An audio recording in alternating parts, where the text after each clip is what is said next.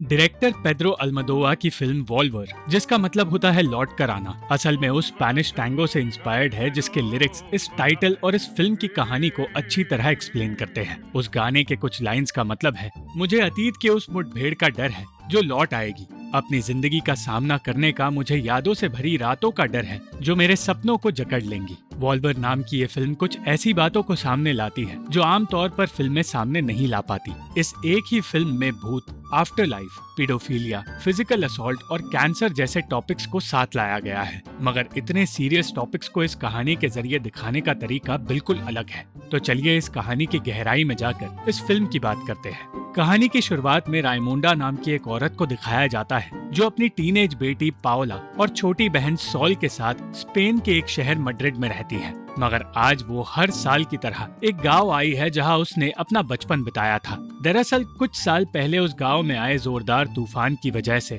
उनकी झोपड़ी में आग लग गई थी, जिसमें रायमोंडा और सॉल के माता पिता मारे गए। और उस गांव के रिवाज के मुताबिक वो हर साल अपने माता पिता की कब्रों को साफ करके उन पर फूल चढ़ाती है और उनकी माँ आइरीन की बड़ी बहन यानी कि मौसी पाओला से मिलने घर जाती है। रायमोंडा उनसे पूछती है कि वो ठीक से देख भी नहीं पाती, इसके बावजूद वो अपना खाना कैसे बना लेती है। इसके जवाब में पाओला ने कहा कि उनकी माँ आइरीन उनकी देखभाल करती है। ये सुनकर सोल डर जाती है क्योंकि उनकी माँ सालों पहले ही मर गई थी। वहीं ऊपर की तरफ उसे एक बाइक मिलती है जिसमें से उसकी माँ आइरीन की स्मेल आ रही थी और साथ ही दोनों बहनों की पसंदीदा खाने की चीजें भी मिलती हैं जिन पर उनका नाम लिखा है। वो दोनों उनकी बचपन की दोस्त और पड़ोसन ऑगस्टीना से मिली, जिससे उन्हें पता चला कि वहाँ के लोग एक अंधविश्वास में जी रहे हैं। उन लोगों का मानना था कि उस गांव में चलने वाली हवाएं किसी मुसीबत का संकेत है, क्योंकि उन्हीं हवाओं की वजह से रायमोंडा के माता पिता मारे गए थे। इसके बावजूद अक्सर उन्होंने इस घर में रायमोंडा और सोल की माँ आइरीन की आत्मा को मौसी पाओला से बातें करते देखा है।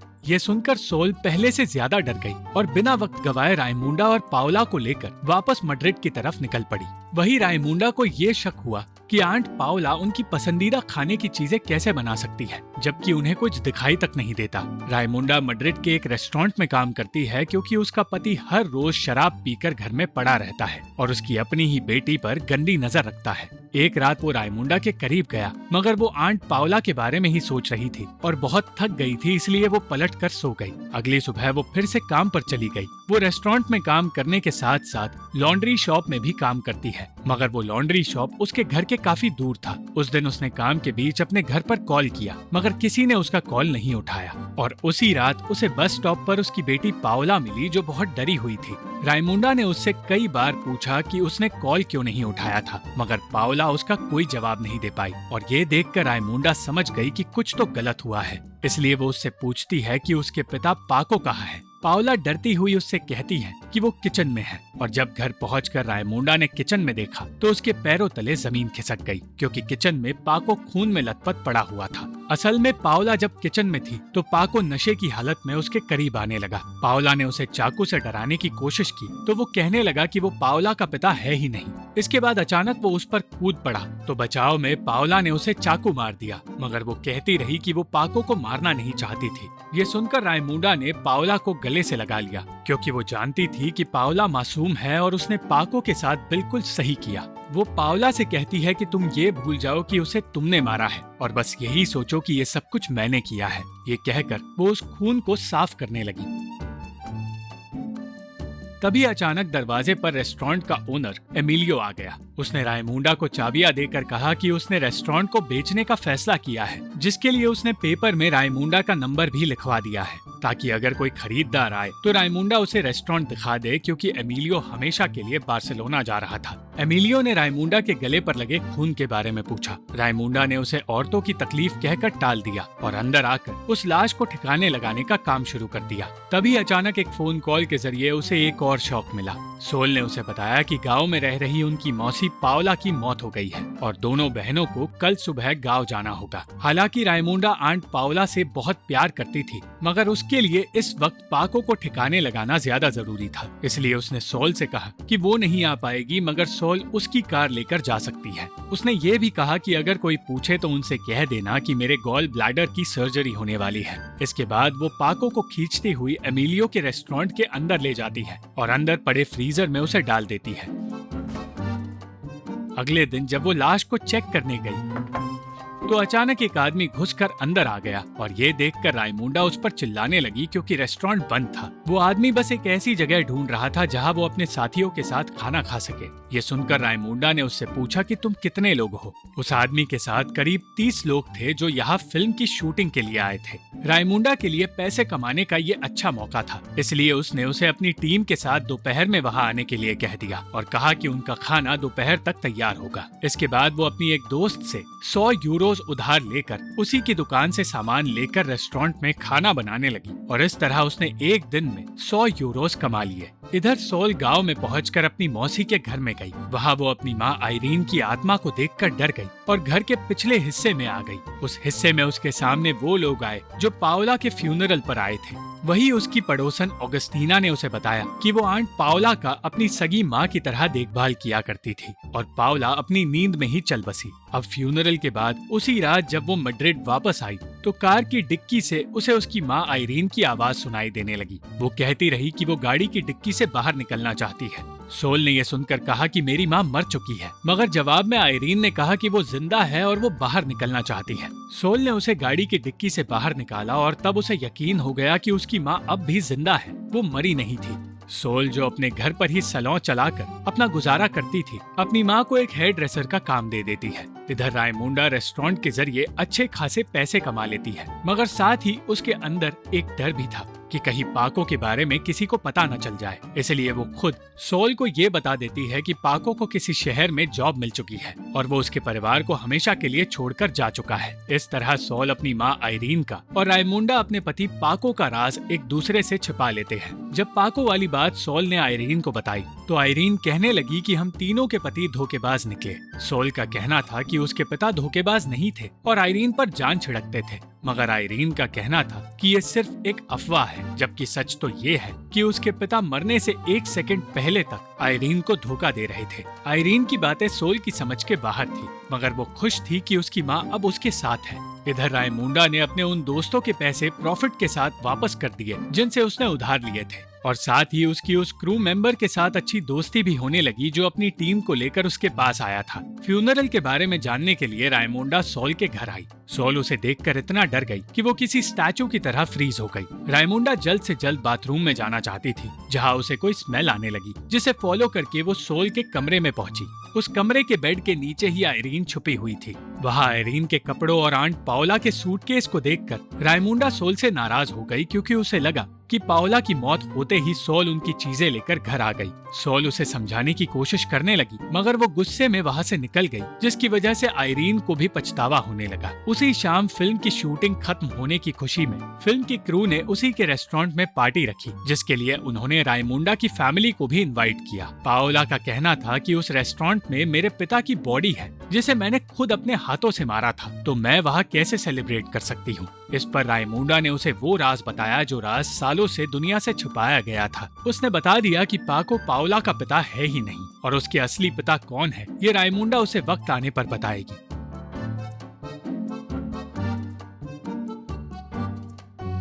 पार्टी शुरू होते ही सोल भी आइरीन को लेकर पार्टी का हिस्सा बनने के लिए आ गई, ताकि आंट पाओला का सामान देकर वो माफी मांग सके। आइरीन को गाड़ी में ही छोड़कर वो रायमुंडा के पास गई, जिसने अपने बर्ताव के लिए भी माफी मांगकर सोल को पार्टी का हिस्सा बना दिया। उस वक्त वहाँ मौजूद म्यूजिशियंस वो स्पेनिश गाना गा रहे थे, जो गाना आइरीन ने रायमुंडा को बचपन में सिखाया था। पाओला ने वो गाना पहले कभी सुना नहीं था, इसलिए रायमुंडा ने उन म्यूजिशियंस के साथ वही गाना गाया और ये गाना सुनकर गाड़ी में बैठी आइरीन भी रोने लगी। एक पल के लिए रायमुंडा की नजर आइरीन पर पड़ी, मगर आइरीन उसका सामना नहीं करना चाहती थी और इसके पीछे एक गहरी वजह थी जिसने उन दोनों के रिश्ते को तोड़ कर रख दिया था। अगले दिन एक आदमी रायमुंडा को कॉल करके रेस्टोरेंट को खरीदने की मांग करने लगा, मगर रायमुंडा ने उसे कह दिया कि वो रेस्टोरेंट पहले ही बिक चुका है। रायमुंडा ने उसी वक्त एमिलियो को कॉल करके उसे बताया कि पाको हमेशा के लिए उसके परिवार को छोड़कर जा चुका है और इस रेस्टोरेंट के सिवा उसके परिवार के पास कोई और सहारा नहीं है, इसलिए रायमुंडा उस रेस्टोरेंट को खुद खरीदना चाहती थी।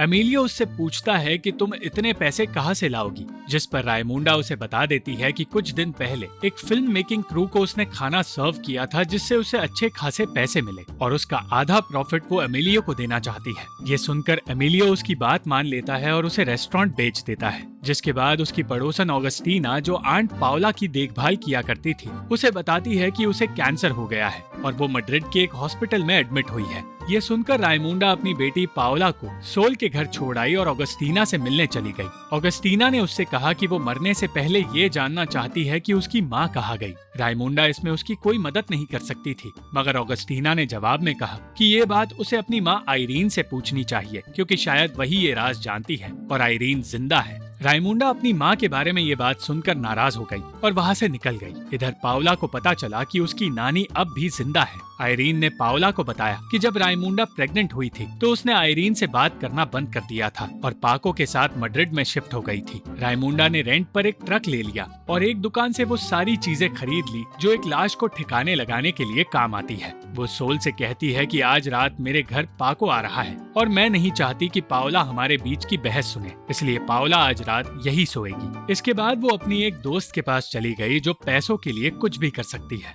वो उसे कुछ ऐसे मोहल्ले वालों को इकट्ठा करने के लिए कहती है जो उस पर भरोसा करते हो। उन्हीं की मदद से उसने उस फ्रीजर को वैन में डाल दिया और उस दोस्त को अपने साथ लेकर निकल पड़ी। उस दोस्त ने रायमुंडा से पूछा कि आखिर वो उससे क्या काम करवा रही है। रायमुंडा ने कहा कि बस इतना समझो कि तुम एक नेक काम कर रही हो जिससे तुम्हें कोई खतरा नहीं होगा और तुम्हें इसके बदले पैसे भी मिलेंगे। उन दोनों ने मिलकर एक नदी किनारे बड़ा सा गड्ढा खोदकर उस फ्रीजर को उसमें डाल दिया और रायमुंडा एक पेड़ पर एक निशान बनाने लगी ताकि उसे ये याद रहे कि उसने पाको को किस पेड़ के नीचे दफनाया था। लौटने के बाद वो चैन से सांस ले ही रही थी कि तभी ऑगस्टीना फिर से अपनी आखिरी ख्वाहिश लेकर वहां आ पहुंची। यही ख्वाहिश कि जिस दिन उस झोपड़ी में आग लगी थी उसी दिन से ऑगस्टीना की माँ गायब है और वो अपनी माँ को ढूंढना चाहती है। रायमुंडा ने फिर से कहा कि उसे इसके बारे में कुछ नहीं पता, मगर इस बार ये सुनकर ऑगस्टीना ने उसे एक राज की बात बताई। उसने बताया कि जब रायमुंडा पाको से शादी करके मैड्रिड शिफ्ट हुई तब रायमुंडा के पिता और ऑगस्टीना की माँ के बीच एक अफेयर शुरू हुआ था और इस बात से आइरीन को अपने पति से नफरत हो गई थी। उसने ऑगस्टीना की माँ से कहा था कि तुम मेरे पति को रख लो, क्योंकि वो पैदा ही इसलिए हुआ है कि उन औरतों का दिल दुखा सके जो उससे प्यार करती है। यानी कि रायमुंडा के माता पिता की मौत और ऑगस्टीना की माँ का गायब होना, इन दोनों बातों के बीच कोई कनेक्शन है। रायमुंडा ने उससे पूछा कि वो पुलिस के पास क्यों नहीं गई। जवाब में ऑगस्टीना ने उससे कहा कि पुलिस वाले बहुत सवाल पूछते हैं जिससे हम दोनों की फैमिलीज की बदनामी हो सकती थी, इसलिए मैंने सोचा कि ये मसला हम दोनों मिलकर ही सुलझा सकते हैं। रायमुंडा से कोई मदद न मिलने पर ऑगस्टीना ने डिसाइड किया कि वो अपनी कहानी एक टीवी चैनल के जरिए सारी दुनिया को बताएगी ताकि उसकी माँ जहाँ कहीं भी हो उसके पास लौट आए। रायमुंडा ये सारी बातें सोल को बताने के लिए उसके घर पहुंच गई, जहां उसकी माँ उसे देखकर छिप गई। तभी उन लोगों ने टीवी पर ऑगस्टीना को देखा जो अपनी माँ के बारे में सब कुछ बता रही थी। उस प्रोग्राम को और भी दिलचस्प बनाने के लिए रिपोर्टर ने ऑगस्टीना के कैंसर के बारे में सब कुछ बता दिया, जिसकी वजह से नर्वस होकर वो वहाँ से निकल गई। रायमुंडा ने सोल को ऑगस्टीना की बताई बातें बता दी और उससे पूछा कि वो इस अफेयर के बारे में जानती थी या नहीं।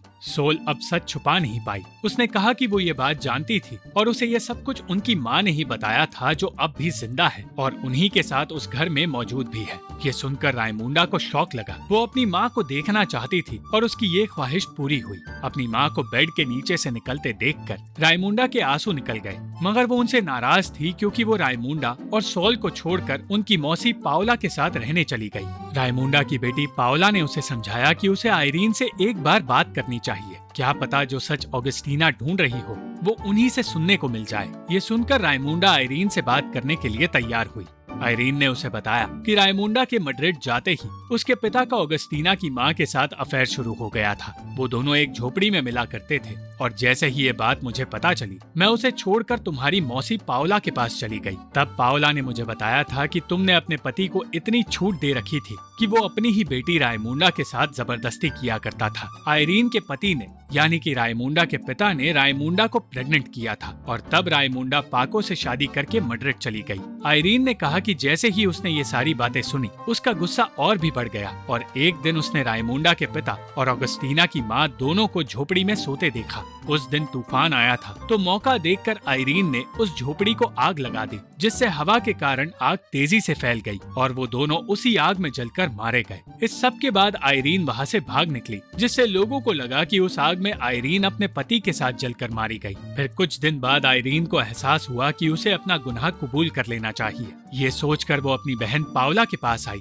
मगर तब तक पाओला अपनी याददाश्त पूरी तरह खो चुकी थी और वो आयरीन की मौत के बारे में पूरी तरह भूल गई थी। उस दिन से आयरीन छिप छिप कर पाओला के साथ उसी घर में रहने लगी, जिससे लोगों को लगा कि उस घर में आयरीन की आत्मा भटक रही है। आखिरकार ये राज खुल गया कि रायमुंडा की बेटी पाओला का पिता कोई और नहीं बल्कि खुद रायमुंडा का पिता था, जिसने पाको की तरह अपनी ही बेटी रायमुंडा पर बुरी नजर डाली थी। सच बताने के बाद आयरीन अपनी बेटी रायमुंडा से माफी मांगने लगी, क्योंकि वो अपने पति से इतना प्यार करती थी कि वो कभी ध्यान ही नहीं दे पाई कि वो रायमुंडा के साथ जबरदस्ती किया करता था। सारी बातों के बाद आयरीन, सोल, रायमुंडा और पाओला उस शहर से दूर एक नदी किनारे उस जगह चले गए जिस जगह दोनों बहनें बचपन में पिकनिक मनाया करती थी, और ये वही जगह थी जहां रायमुंडा ने पाको को दफनाया था। ये परिवार तो एक हो गया था, मगर आयरीन का एक काम अब भी बाकी था। उसे जिंदगी भर इस बात का बेहद पछतावा रहेगा कि उसकी वजह से ऑगस्टीना अनाथ हो गई। वो रायमुंडा से कहने लगी कि वो ऑगस्टीना के आखिरी वक्त में उसके साथ रहना चाहती है और उसकी देखभाल करना चाहती है। ऑगस्टीना से मिलकर आयरीन ने उससे कहा कि तुम बिल्कुल सही थी, मैं मरी नहीं बल्कि कहीं दूर चली गई थी, मगर अब मैं आ चुकी हूँ और अब तुम बिल्कुल अकेली नहीं हो, क्योंकि मैं तुम्हारे साथ हूँ। इसी के साथ ये कहानी यहाँ खत्म हो जाती है। ये कहानी कोई मामूली कहानी नहीं बल्कि उन परिवारों की और खासकर उन औरतों की कहानी है जो सिर्फ जिंदगी जीने की कोशिश में ऐसी परेशानियों का सामना करती है जिन परेशानियों की वो हकदार नहीं है। ये कहानी ट्रैजिक भी है, मगर ये कहानी दिल को छू भी लेती है और इसी के जरिए हम ट्रॉमा जैसी चीज को भी बेहतर तरीके से समझ पाते हैं। उम्मीद है ये कहानी आपको भी पसंद आई होगी। अगर आपको ये वीडियो पसंद आई तो इस वीडियो को लाइक, शेयर और इस वीडियो पर कमेंट जरूर करें और इस चैनल को सब्सक्राइब करना मत भूलना।